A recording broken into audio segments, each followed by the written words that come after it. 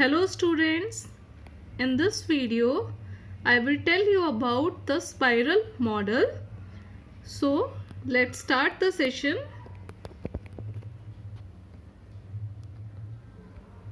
Yes, what is spiral model? Spiral model is a risk driven process. So what is the meaning of risk driven process? देखो, before starting the spiral model, in the previous sessions also I have told you if some risk are coming, for calculating the risk we are using the different model. So for calculating the risk we are using the spiral model. जिस project में ऐसी चीज़ हो कि हाँ इस project के अंदर risk हो सकता है, in that case we will use the spiral model. So now might be you are thinking what is the meaning of risk driven. So let me explain you what is the meaning of risk driven model. That when the risk can come when your technology is new. अगर आपकी technology एकदम से new है, so that can cause a risk. What is the meaning of technology? Technology means it is a sum of techniques, skills, methods and processes used in the production of goods or services. देखो हम different technologies use करते हैं, ठीक है. हम अपने project को बनाने के लिए डिफरेंट प्लेटफॉर्म्स यूज़ करते हैं. अगर हमारी टेक्नोलॉजी न्यू है so that can cause a risk. For that purpose we have to do the research work. So research work is also required. पर अगर हमने रिसर्च सही नहीं करा, रिसर्च मीन्स उस प्रोजेक्ट में क्या क्या रिक्वायरमेंट्स हैं, अगर हमने अकॉर्डिंग टू द रिक्वायरमेंट सारी चीज़ें लिस्ट आउट नहीं करी अच्छे से, सो that can cause a risk.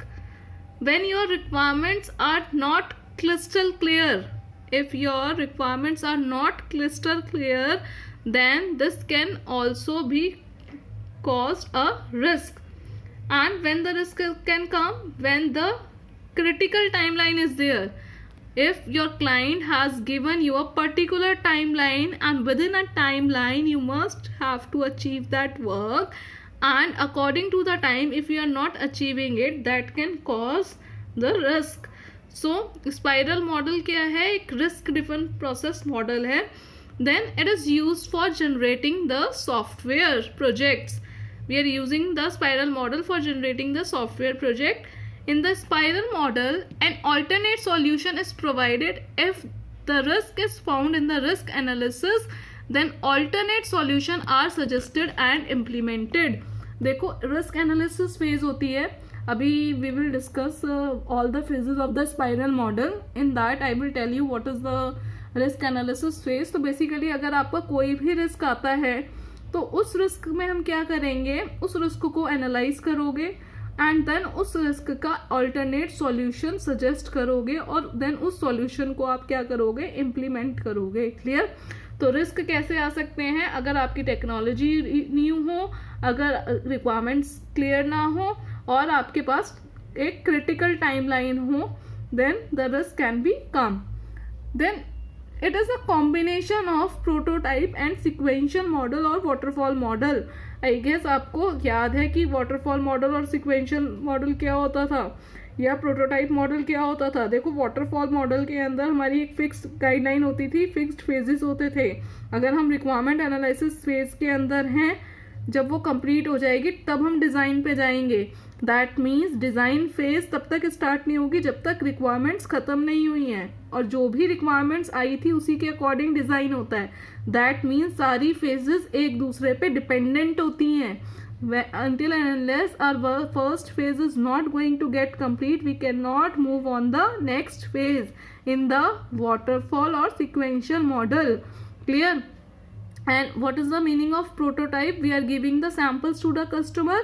Basically it is the sample model.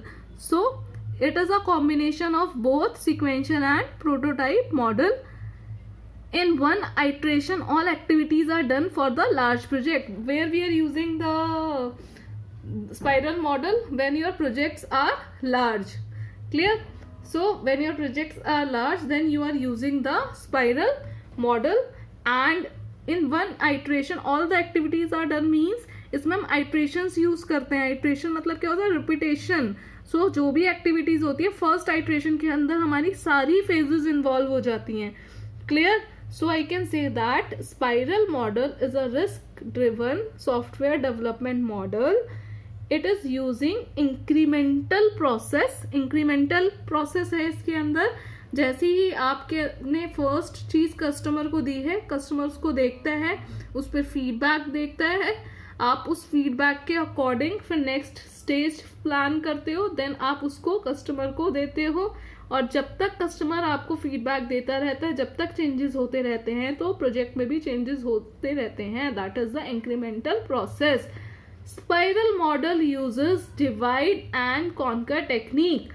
That means we are dividing our project, then after dividing we are conquering. Conquer का मतलब क्या होता है? उसको combine करना. पहले प्रॉब्लम को छोटे छोटे पार्ट्स में डिवाइड करो, देन डिवाइड करने के बाद हमें क्या करना है? जब हमारे प्रॉब्लम जब आप छोटे छोटे पार्ट्स में फर्स्ट क्या कर रहे हो? प्रॉब्लम को डिवाइड कर रहे हो, देन जो जो प्रॉब्लम सॉल्व होते नहीं उनको आपस में क्या करते रहो? कंबाइन करते रहो. ठीक है? That is the use of divide and conquer technique. And when your requirement are on priorities, जो भी आपकी प्रायोरिटीज पर रिक्वायरमेंट है आप उसको सॉर्ट आउट करोगे. वही आपने पढ़ा था इंक्रीमेंटल प्रोसेस में, इंक्रीमेंटल मॉडल करा था ना लास्ट वीडियो में. So what we have done, जो भी हमारी प्रायोरिटीज हैं उसको हम फर्स्ट लिस्ट करेंगे एंड देन उस पर वर्क करना स्टार्ट करेंगे. And it is a good feedback mechanism. इसमें क्या है? कस्टमर फीडबैक दे रहे हैं ना हर आइट्रेशन के बाद. So it is good to use in the spiral model when the feedback from the customer is also required. Now just we are going to discuss the phases of spiral model. So what all phases are involved in the spiral model? First is planning, next risk analysis, then development and validation, then assessment and evaluation. So now I am going to explain each and every phase in detail. So planning comes under first quadrant. 4 quadrants होते हैं आपके spiral model में. तो first quadrant में क्या आता है हमारा? Planning. So in this phase requirements are gathered in terms of SRS along with its associated risk. It includes estimating the cost, schedule and resources for the iteration. It involves determination of objective, alternatives and constraint. देखो planning में होता क्या है? मैंने आपको क्या कहा था? सबसे पहले हम क्या करते हैं? रिक्वायरमेंट गैदर करते हैं. यही हम कर रहे हैं ना सारे मॉडल्स में. तो जब हम रिक्वायरमेंट गैदर करते हैं, that term is known as SRS, that is software requirement specification, in which we are seeing what all the requirements which is associated with the project. Then it includes estimating the cost. We are estimating the cost for our project. हमारी क्या cost लगेगी, क्या क्या resources होंगे, क्या time period होगा, सारी चीजें हम किस में डिस्कस करते हैं? प्लानिंग में. Fine. It involves determination of objects, alternatives and constraint. कि हमारे इस प्रोजेक्ट का क्या ऑब्जेक्टिव है. अगर हम कोई भी प्रोजेक्ट बना रहे हैं, अगर इस प्रॉब्लम का सॉल्यूशन नहीं मिलता तो उसके ऑल्टरनेटिव्स क्या हैं, उसकी चेक कंडीशंस क्या हैं, ये सब हम डिस्कस करते हैं first quadrant, that means in planning phase. Second quadrant आता है हमारा risk analysis. In the risk analysis phase, a process is undertaken to identify risk and alternate solution. इसमें हम क्या करते हैं? रिस्क को एनालाइज करते हैं. ठीक है? रिस्क एनालाइज करने के बाद उसका ऑल्टरनेट सॉल्यूशन देखते हैं. अब मैंने अभी जस्ट आपको बताया ना रिस्क क्या क्या हो सकते हैं कि टेक्नोलॉजी न्यू है, हमारे पास रिक्वायरमेंट्स क्लियर नहीं है, टाइमलाइन जो है वो फिक्स है. सो वो सारी चीज़ें हम इसके अंदर रिस्क एनालिसिस फेज में उसको एनालाइज करते हैं. अगर रिस्क निकलता है, if risk is found during the risk analysis, then alternate solution are suggested और इम्प्लीमेंटेड. अगर कोई भी चीज़ में, किसी भी चीज़ में रिस्क निकलता है तो उसके अकॉर्डिंग ऑल्टरनेट सॉल्यूशन सजेस्ट किए जाते हैं और उसी के अकॉर्डिंग हम उस पर वर्क करते हैं. Third quadrant is development and validation. इस फेज में क्या होता है? जो भी हमने आपके सॉफ्टवेयर के अंदर स्पेसिफिकेशन जो भी थी, जो whatever the design you have created, now we are going to develop those design, and along with the development phase we are also doing testing. Clear? जो भी हमने प्रोडक्ट डेवलप करा है, हर फेज के साथ हम उसकी टेस्टिंग भी कर रहे हैं। किसमें? डेवलपमेंट एंड वैलिडेशन फेज में। Then hence this phase development and testing of the final product is done. Final product को डेवलप और टेस्ट कर देते हैं किसमें? डिप्लॉयमेंट एंड वैलिडेशन में। दैट मीन्स आपका यहाँ पर प्रोजेक्ट क्या है? रेडी है। देन असेसमेंट एंड इवेल्युएशन, ये बहुत इंपॉर्टेंट फेज है। In this phase deals with customer evaluation. इस फेज में क्या करता है? कस्टमर जो भी आपने प्रोडक्ट बनाए हैं उसको क्या करता है? इवेल्युएट करता है। This allows the customer to evaluate the output of the project to date before the project continues for the next spiral. देखो, जैसे ही नेक्स्ट आइटरेशन के लिए जाता है उससे पहले तक प्रोजेक्ट्स में क्या क्या चेंजेस कस्टमर चाहता है, उसका क्या फीडबैक है, वो कहाँ देता है? असेसमेंट एंड इवेल्युएशन फेज में।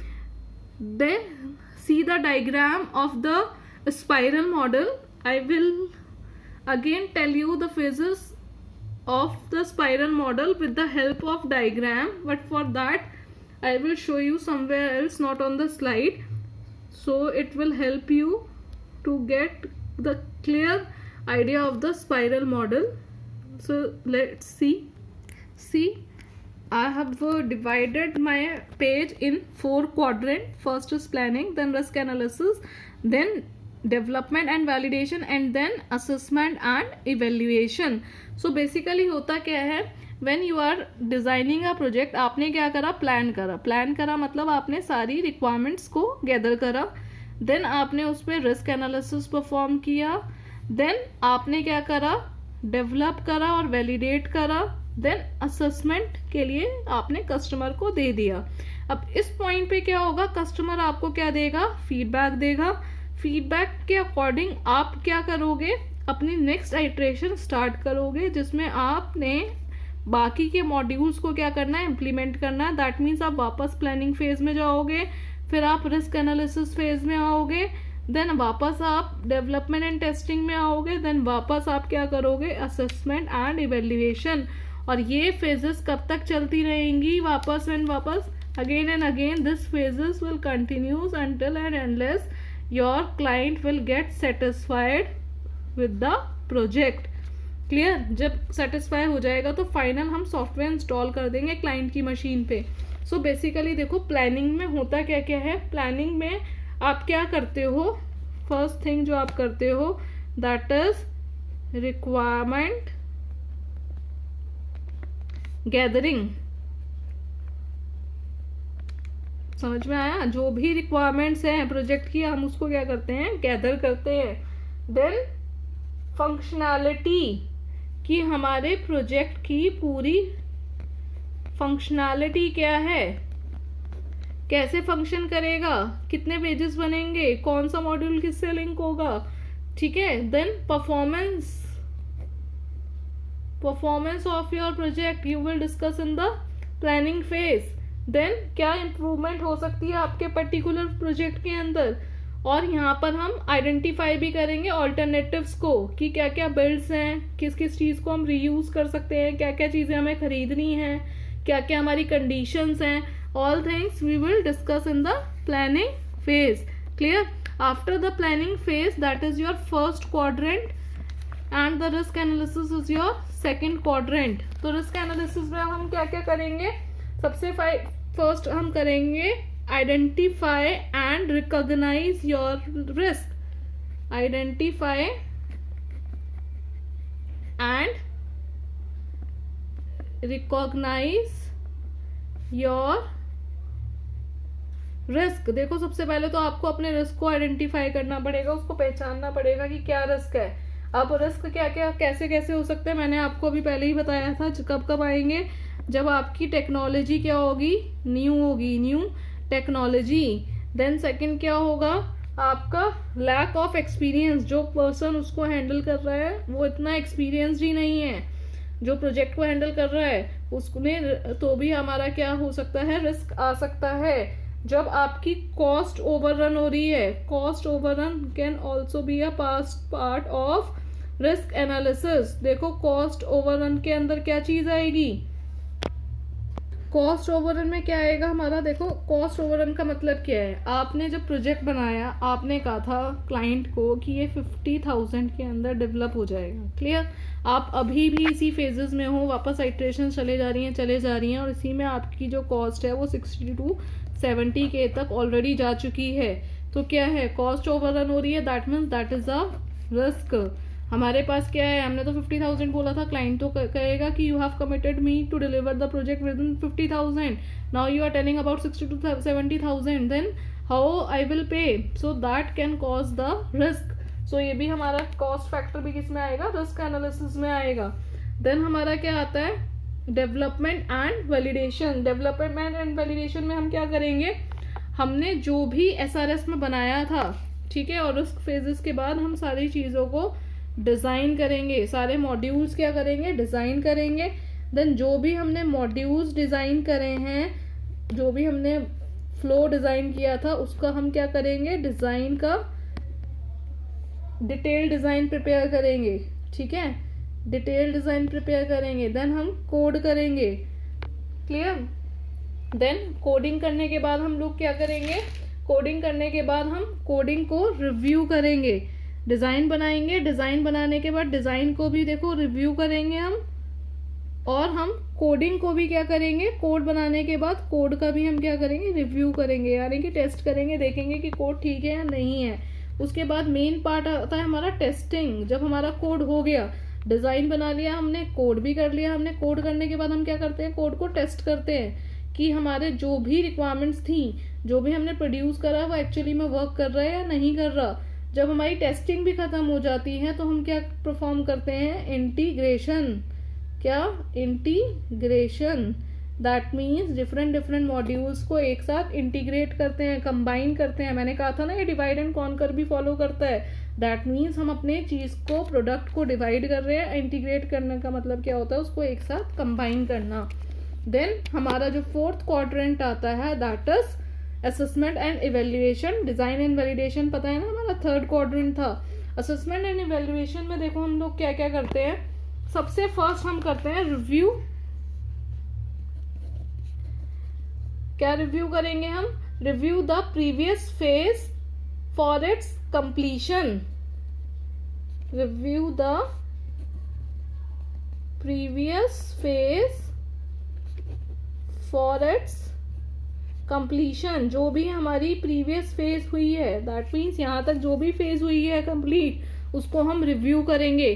हमने फर्स्ट प्लानिंग करी, रिस्क एनालिसिस करा, डेवलपमेंट करा, वैलिडेशन करा, टेस्टिंग करी, यहाँ तक जो भी काम करा है हमने, पहले उसको रिव्यू करेंगे हम।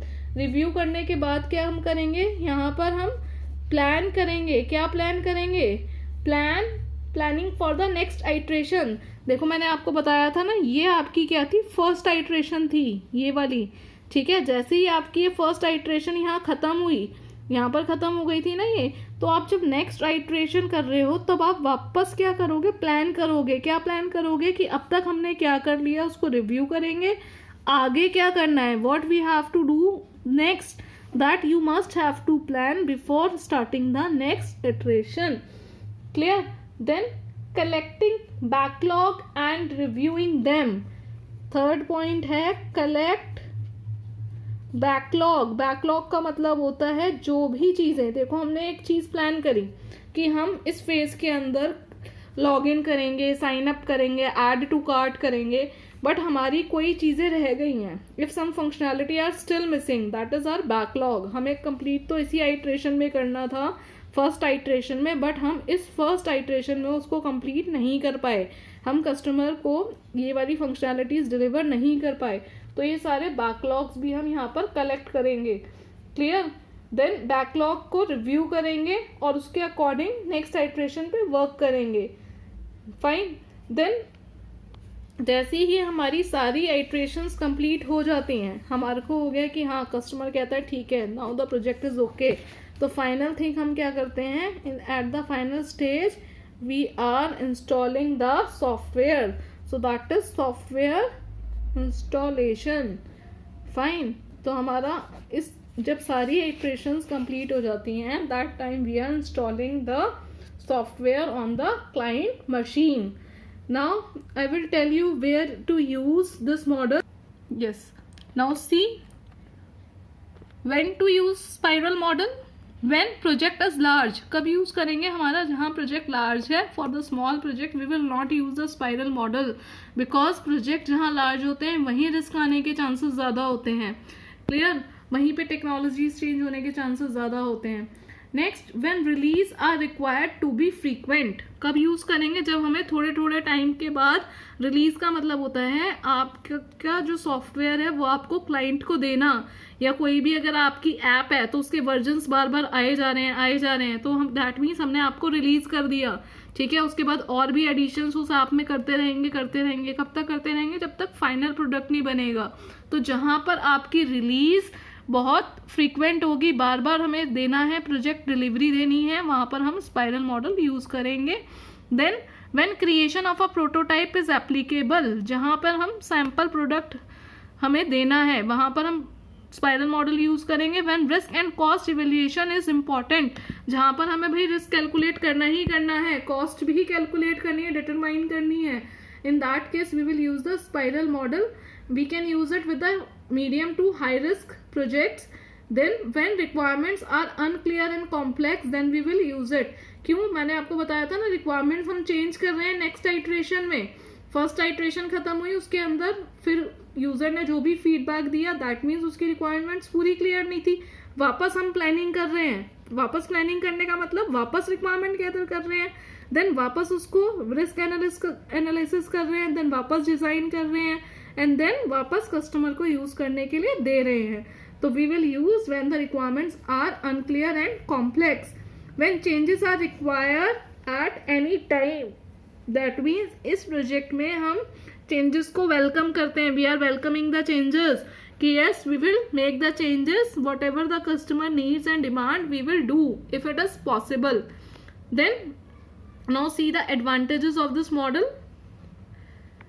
It reduce high amount of risk because it gives us the risk analysis.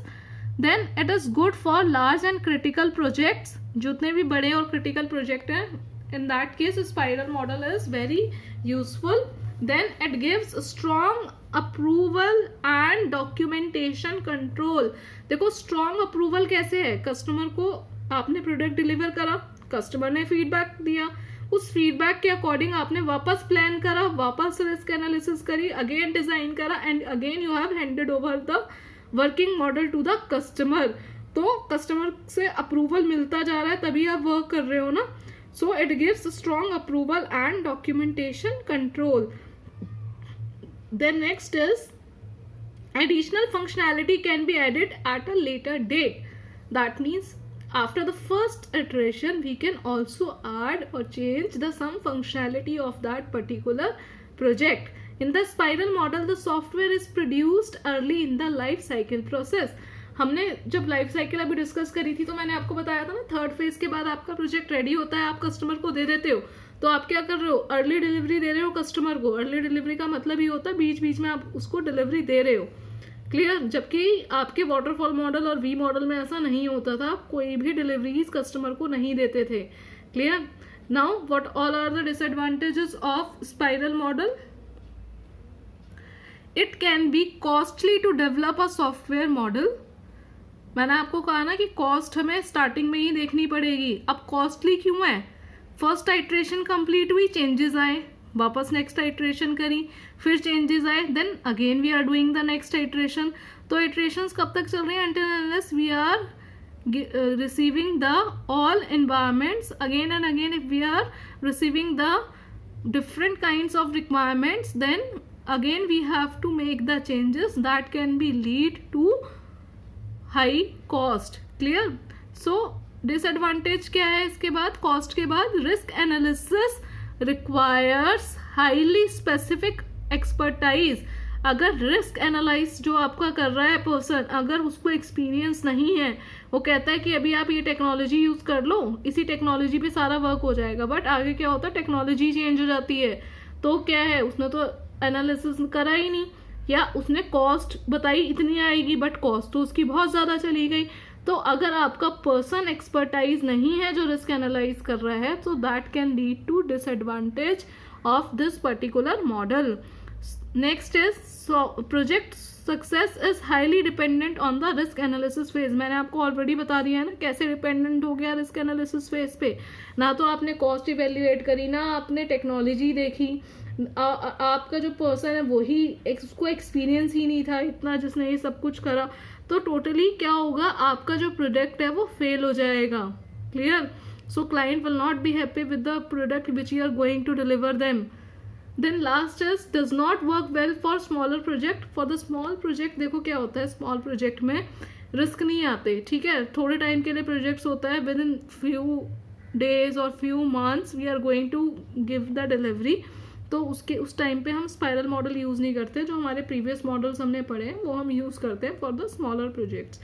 So this is all about the spiral model. I hope you like the video. So thank you for watching and all the best.